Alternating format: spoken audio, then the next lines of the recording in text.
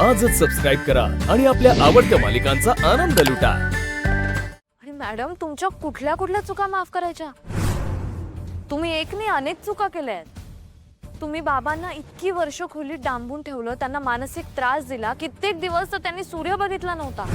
चुकीची ट्रीटमेंट देऊन त्यांना एका खोलीत तुम्ही डांबून ठेवलं, त्यांना बधीर करून टाकलं होतं। या सगळ्याबद्दल मला वेळेत कळलं म्हणून बरं झालं। मी त्यांच्यावर योग्य ते उपचार करू शकले, त्यांना काहीतरी ट्रीटमेंट देऊ शकले। हे सगळं झालं नसतं तर गोष्टी कुठल्या कुठे गेल्या असत्या मॅडम। सुनबाई, तुम्ही आत्ता आलात तो त्या घरात। आम्ही गेली 20 वर्ष त्या घरात राहतोय। आमचं आयुष्य दिलंय आम्ही या घराला। मोठ्या मालकांसाठी, या घरासाठी आम्ही एवढं केलं, पण त्याची कुणालाच काही किंमत नाही। मोठ्या मालकांवर प्रेम केलं, त्यांची सेवा केली, त्यांना काय हवं नवं ते बघितलं, घर स्वतःचं असल्यासारखं सगळं केलं, पण त्याचं काय बी नाही। आमच्या 10 चांगल्या गोष्टी काय त्यांना दिसल्या नाही, पण एक चुकीची गोष्ट धरून आयुष्यभर बसलेत ते। जाऊ दे, आम्हाला जे करायचं होतं ते आम्ही केलं, पण त्या घरात आम्ही थांबलो ते फक्त आमच्या अधिपतींसाठी। त्यांच्यामुळं आमचा पाय काय त्या घरातनं निघाला नाही, आणि आता आम्ही काय काय केलं त्याचा पाडा वाचून काय बी उपयोग नाही। कारण काय, तो सगळा झाला आमचा भूतकाळ, पण आता आम्हाला आमचं वर्तमान, आमचं भविष्य सुधारायचं आहे, आणि म्हणून आम्ही इथं आलोय। जे काय झालंय ते आता इसरा सुनबाई। परत एकदा सांगतो, चला घरला चला। मॅडम मी कशी येऊ घरी? आता कशी येऊ म्हणजे तुम्ही मला फक्त त्रास दिलाय। तुम्ही माझी शाळा बंद करताय मॅडम, मला तुम्ही घरात त्रास दिला, माझं नाक बंद करताय, माझ्या आई वडिलांना त्रास दिला, तुमच्या समोर माझ्या वडिलांवर हल्ला झाला मॅडम, आणि तुम्ही काहीच बोलला नाहीत। संक्रांतीच्या दिवशी मी घरी आले तेव्हा तुम्ही मला बाहेरचा रस्ता दाखवलात, आणि आता म्हणताय घरी येऊ, आणि तुम्ही मला सारखं ते लग्नाचं सांगताय। मी कुठल्या भाषेत सांगू तुम्हाला? माझा या लग्नाला विरोध आहे, आणि ज्या लग्नाला विरोध आहे त्या लग्नाला मी हजेरी का लावू? का येऊ मी तुमच्या लग्नाला?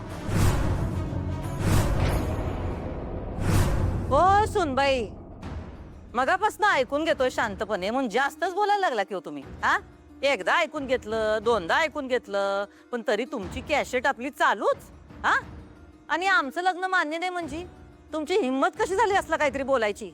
का? मी खरं बोलले, मी नेहमी खरंच बोलते मॅडम। तुम्ही तुमचा खोटेपणा आता बंद करा आणि मान्य करा की तुम्हालाही माझं आणि अधिपतींचं लग्न नको होतं। तुम्हाला मी नको होते सून म्हणून कधीच, तुम्हाला मी कधीच त्या घरी यायला नको होते, आणि यासाठी तुम्ही अनेक प्रयत्न केले, सतत प्रयत्न केले, पण ते सगळे प्रयत्न कमी पडले, आणि मी शेवटी सून म्हणून तुमच्या घरी आले। आमचं लग्न झालं, आणि मी आल्यापासून बघते मॅडम, तुम्हाला माझा प्रॉब्लेम होताच। तुम्हाला फक्त माझा नाही, माझ्या घरच्यांचा, माझ्या शाळेचा, शिक्षणाचा, नोकरीचा, सगळ्याचा प्रॉब्लेम होता, आणि म्हणून तुम्ही प्रत्येक गोष्ट एक एक करून बंद करण्याचा प्रयत्न केला। आधी माझी नोकरी बंद करण्याचा प्रयत्न केलात, आणि आता शाळा।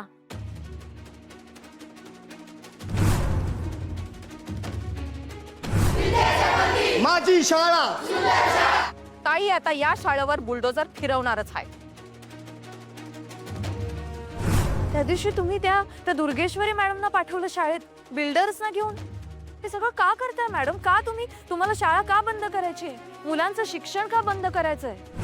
हे बघा, त्या शाळेमुळं आम्हाला कधीच फायदा झालेला नाही, झालंय ते फक्त नुकसान, आणि इथून पुढं नुकसान होऊ नये म्हणून आम्ही ती शाळा बंद करणार आहोत। अहो मॅडम, ती शाळा आहे, व्यवहार नाहीये फायदा तोटा बघायला।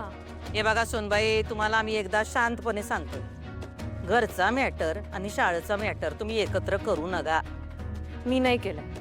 काल तुम्ही आईला पण हेच सांगितलं, शाळेचा प्रश्न जोवर सुटत नाही तोवर तुम्ही काय घरला परत येणार नाही, म्हणून आम्ही तुम्हाला तातडीने भेटायला बोलवलं, हेच सांगायला की बाई शाळा आणि घर दोन वेगळे मॅटर आहेत, ते एकत्र करू नगस।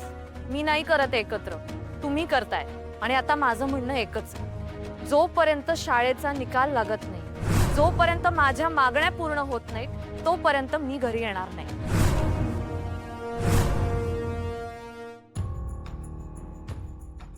शाळेचा प्रश्न निकालात निघाल्याशिवाय ती घरला परत येईल असं काय मला वाटत नाही। अधिपती, जुन्या गोडाऊनमधल्या कच्च्या मालाची एंट्री आहे ना या फाईलमध्ये, आणि आपली जी काय मुंबईची नवीन ऑर्डर आहे त्याच्यासाठी आपल्याला कच्चा माल लागेल, तर तुला काय वाटतं? म्हणजे बघ, आपण जर का आज ऑर्डर दिली त्यांना तर 2-3 दिवसात आपल्याला कच्चा माल मिळेल.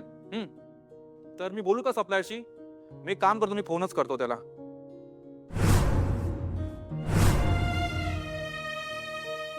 अधिपती, काय झालं? कुठे लक्ष आहे तुझं? आल्यापासून बघतोय तू तुझ्याच तंद्रीत आहेस. कसला विचार करतोयस? काय झालं?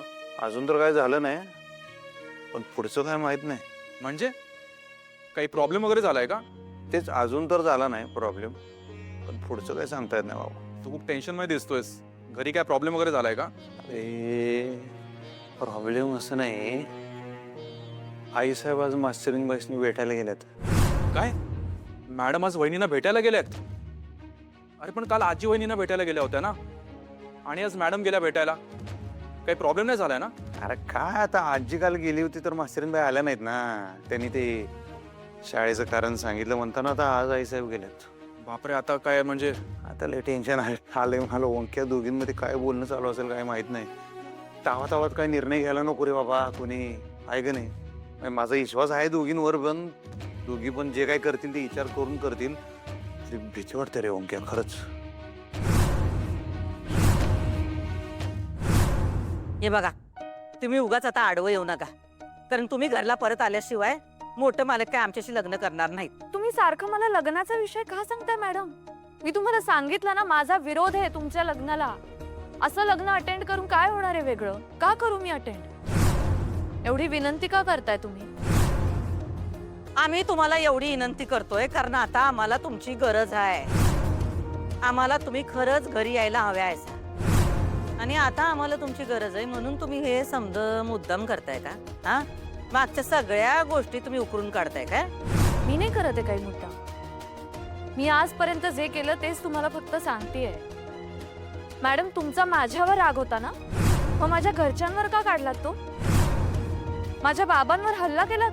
त्या दुर्गेश्वरी मॅडमनी माझा गळा धरला, माझ्या बाबांना ढकललं, त्यांना लागलं. हे सगळं तुमच्या समोर झालं ना, मग तेव्हा काहीच का नाही बोललात तुम्ही? आव ती दुर्गी आहे येड्या डोसक्याची. तेव्हा काय करेल काय सांगता येत नाही, आणि ती तुमच्या वडिलांच्या अंगावर जाऊन आलती तेव्हा आम्हीच तिला थांबवलं होतं. आठवतंय ना? व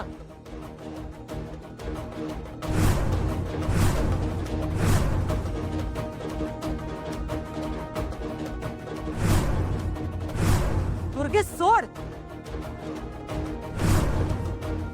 हे बघा सुनबाई, तुमच्या वडिलांना त्रास द्यायचा, त्यांना मारहाण करायची असला आम्ही काही सांगितलं नव्हतं दुर्गीला. जे काही केलं त्यांच्या अंगावर धावून गेली ते तिनं स्वतःच्या डोसक्याने केलं. आम्ही तिला तेव्हा थांबवलं होतं. आणि एक सांगू काय सुनबाई, तेव्हा आमचं तुमच्याबद्दलचं मत जरा वेगळं होतं. राग होता तुमच्याबद्दल आमच्या मनात, पण आता खरंच सांगतोय, आमचा तुमच्याबद्दल काही राग नाही. तुम्ही पण आमच्याबद्दल काय राग ठेवू नका. असं नाही होत मॅडम, असं नाही होत. हाडा मासाचे माणूस आहे मी, मलाही त्रास होतो, राग येतो, वाईट वाटतं. मॅडम, माझ्या बाबांवर तुमच्या समोर आपल्या घरात हल्ला झालाय हे मी कधी नाही विसरणार.